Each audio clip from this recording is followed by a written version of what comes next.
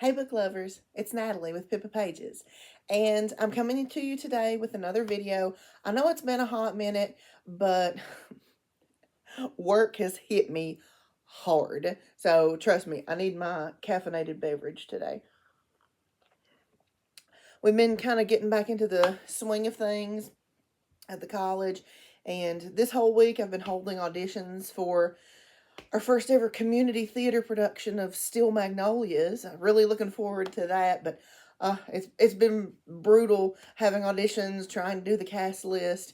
I did announce that yesterday, so everybody's really excited about this show that we're going to be doing. So it's been a while since I've had time to sit down and film a video, but I am going to try to bring you all new videos every Tuesday. Plus, I think I'm getting ready to start a series of book reviews. And I think I'm going to do those on Fridays. And I'm going to probably call it Finished It Fridays or something like that, something catchy. But I do want to, share my views with you all about some books that I have been enjoying or maybe not enjoying, depending on how it goes. But I would like to bring you all some honest reviews from my personal point of view. But today I'm talking about a book haul. And I know I just did a book haul, and I know that I went on and on in one video about how I'm being more purposeful as far as the books that I'm buying and keeping in my collection. So why did I do another book haul? Well, at my core, I'm a little bit of a pack rat when it comes to books. Nothing else. But when it comes to books, I have a tendency to buy books when I see books. And I think for most book lovers, that's the case. But I went out with one of my friends for her birthday a couple Saturdays ago. And afterwards, I went to Ollie's. Now, if you don't have Ollie's in your area, it's think Big Lots, think any of those closeout stores that you get things that have, I don't want to say past their prime, but maybe things that aren't selling well. And the thing with Ollie's that's different from Big Lots is that Ollie's has a huge book section, which is great for me. But it's always a mixed bag as far as what you're going to find there. And sometimes I've gone in and there has been literary fiction, but the cupboards were kind of bare whenever I went over there a couple Saturdays ago. And it was more things like mysteries and romances. And I mean, I'll read a romance, but they had like a million Bridgerton books or the Bridgerton spinoffs, like, because of Miss Bridgerton, that kind of thing. And again, not a book snob. I have read Bridgerton books, not going to say that I haven't, but that wasn't what I was looking for. So I think I was still trying to be very mindful, very demure when it comes to picking out the books for my collection. But, so I went into this with a little bit of a discerning eye, but I still managed to get 3 books. So I figured I would share them with you all. They're from authors that I am not familiar with. They all intrigued me for different reasons. So the first one that I picked up is this one called The Tobacco Wives. And I just realized there's okay, I'll have to hold it kind of here. There's like a glare. Sorry about that. I'm trying a different filming setup, so I can see this is not going to be great, but I don't want to refilm this. So, sorry. So, The Tobacco Wives, and this is by Adele Myers. And I was intrigued because of this lovely, here, maybe if I hold it down and there's a little bit of a shadow there, you can see the cover better. What intrigued me about this first off was the cover. And, you got the cigarette lighter, it's the Tobacco Wives, and I was like, oh, this is going to be about the tobacco industry. And I opened it up, and the first thing it says is, Maddie Sykes is a promising seamstress who's just arrived in Brightleaf, North Carolina. Now, two things I love in this world. I love sewing and crafting, and I also love my husband. So this mentions a seamstress, so I love that. And my husband, he's from North Carolina, so I was like, oh my gosh, this is perfect. But it says, for the audience of Fiona Davis and Lisa Wingate, a vibrant historical debut set in 1946 North Carolina, following a young seamstress who uncovers dangerous truths about big tobacco. So I love historical fiction, especially when it's done well. I don't know how well this is going to be done. Again, like I said, I have never heard of this author, but I was willing to give it a whirl. It seemed pretty interesting. Love the cover art, like I said. I mean, how shallow is that? That I was like, I bought this because the front of it looked good. Sometimes, confession time. Sometimes I do judge a book by its cover. Don't know about that. So the second book that I got, okay, I was also pulled in by the cover of this one, but I was more interested in the description inside because this says Bloomsbury Books is a quiet, dusty, tradition bound London bookstore that has persisted and resisted change for 100 years. Run by men and guided by the general manager's unbreakable 51 rules. But in 1950, it's a new world, and at Bloomsbury Books, the girls in the shop have plans. And then it lists the different the women who are going to be the focus of the story. There's three: Evie Stone, Vivian Lowry, and Grace Perkins. And then it says, in a world filled with dazzling characters, from Daphne du Maurier to Peggy Guggenheim to Samuel Beckett, these three women's with I can't read today. These three women, with their complex web of relationships, goals, and dreams, are all working to plot out a future that is richer and more rewarding than anything society will allow. They had me at Daphne du Maurier. Love Rebecca. Love her work. And bringing her into this was the deciding factor for me to buy this. But I mean, it's about women in the 50s. Again, historical fiction, which I love. It's about women in the 50s trying to find their place in society, and it's set in a bookstore.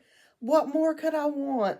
Super excited about this. I don't think I actually mentioned the title, but it's called Bloomsbury Girls, and the author is Natalie Jenner. Promise that didn't have anything to do with my decision to buy this. Okay, just saying. All right, and the last book that I bought on the little shopping trip to Ollie's was this one, which is, again, from an author that I have never heard of before. But this one looks like super amazing. It's called Silver, Sword, and Stone by Marie Arana. And I love this cover design. Again, I'm a sucker for a good cover.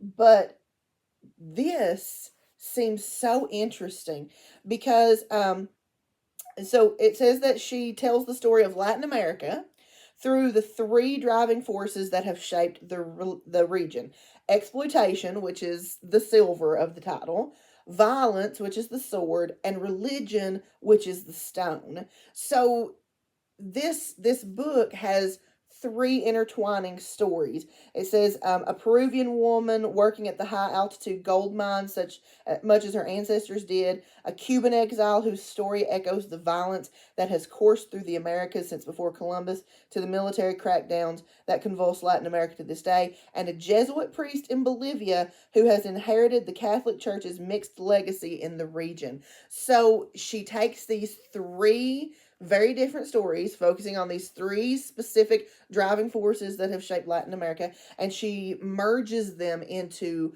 one narrative. I love books that do that.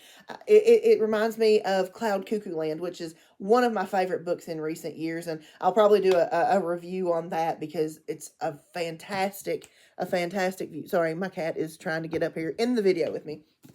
But yeah, I love it when you have stories that focus on different people and then they all come together and they create just this one tapestry of us that tells a story in this work, and really looking forward to diving into that one. Now, I do have one more book that I have picked up since the last haul video that I did. And this one did not come from Ollie's. But oh, before I move on to that, I wanted to ask you all, whenever you go and buy things at discount places, how they put these big stickers on here. How do y'all get rid of those? Sometimes you start peeling them off and the paper comes with them. It's worse on paperbacks. On hardbacks, it's usually a little bit better. How do you all deal with them? I have a couple methods that I use. First, I'll just try a little bit to peel it off. But then I also have used, on some books you can use alcohol to remove them, but I don't like doing that because sometimes it can take out the color. Also, I have found that using a hairdryer, heating up the sticker, it'll loosen that adhesive, and then you can peel it off a little bit better. But then you're always left with sticky stuff. And what I've found that's pretty good for removing the residue is like oil-free eye makeup remover, and just put on a little cotton pad, rub it around. Again, you have to be really careful with paperbacks, though. Hardbacks, the cover is made of a different material. It's not very absorbent, but anytime it's going to be an absorbent cover, you need to make sure that you spot test that it's not going to ruin the cover of your book. But that's how I do that. I wanted to mention that since I had those books that had those stickers on there, and it's a book lover problem, and we needed to address it, right? I mean, because what's this channel for if we're not addressing all of our book lover problems? And sorry if I'm not looking at the camera, but my cat is running around wild and drawing my attention. She's actually right here, right now. This is Charlotte. They're actually both with me. Esmeralda is over on this side, and Charlotte is right here. But I'm going to try to keep them from jumping up here and messing up my setup and all that stuff. But maybe one of these days they'll get into the videos with me, if they can behave themselves and be good little kitty cats. So this last book, like I said, I picked it up since my last book haul, but I did not get it at Ollie's. I special ordered this book, and I don't think I've mentioned it on this channel, but for those of you who know me personally, you know that my favorite author is Stephen King. I just got back in the 1st of July, so it's not just, but in my head, I just got back. But I got back from studying Gothic literature in Maine for a month. And the program was focused primarily on the works of my favorite author, Stephen King. And so this year marks the 50th anniversary of the publication of Carrie, which was his first novel that took off, launched him into superstardom. And so I was able to get a lovely, lovely edition of Carrie, trying to hold it where that glare won't get to it, because it does have like a foil cover, so if I hold it up you can see, oh, that actually kind of looks cool.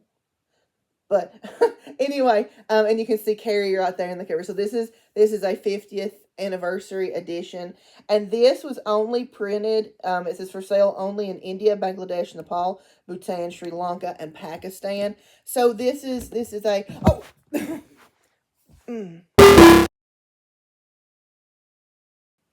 sorry about that little cat interference. She knocked my setup over. Not exactly set up the same way, but anyway, I'm wrapping up this video, so, because the cats are going wild. So, like I was saying, it was only it was only for sale in India, Bangladesh, Nepal, Bhutan, Sri Lanka, and Pakistan. And so, I had to publish a UK edition of this book. So, it's gorgeous, it's beautiful, it's going to look great in my Stephen King collection, and I love the fact that it represents his 50th anniversary for this book. The quote on the back says, "To be invited to prom night is a dream come true for Carrie." And so you can see right there, and it says a Stephen King classic. Beautiful, beautiful book. And it wasn't too expensive. Like, I know a lot of collector's editions of things are expensive, but this one wasn't too expensive. So, super excited about this. I actually just reread this book for the first time since I had originally read it. I had to reread it for the program that I did in Maine. And I remember, like, when I first read it, I was like, this is very much a first novel. This is, it wasn't bad, but it wasn't my favorite Stephen King novel. But when I went back and read it for this program that I just did, I liked it a whole lot more than I remembered liking it. So, that's one thing that I have noticed is that, you can read a book when you're younger, and you may not vibe with it, but then you go back and you reread it when you're older. You have a lot more experience behind you, and you've seen a whole lot more things, and you bring all of that into your interpretation of what you're reading. Completely changes the book for you. Completely changes the book. So I'm going to go ahead and sign off because the cats are getting restless again. She's approaching on this side. She came from this side before. It's Charlotte. She's the wild one. But but I'm going to go ahead and sign off for today. So be looking for more videos from me. I'm going to try to carve out time whenever I can make content for you all. And keep the conversation going down below. Tell me what you do about those stickers that are stuck on your books. How do you get rid of them? How do you get rid of the sticky stuff once you get the sticker off? Tell me what you think about Stephen King. Have you read any of the books that I picked up? Do you have any opinions on those? Let me know. This is Natalie for Pippa Pages signing off. See you next time.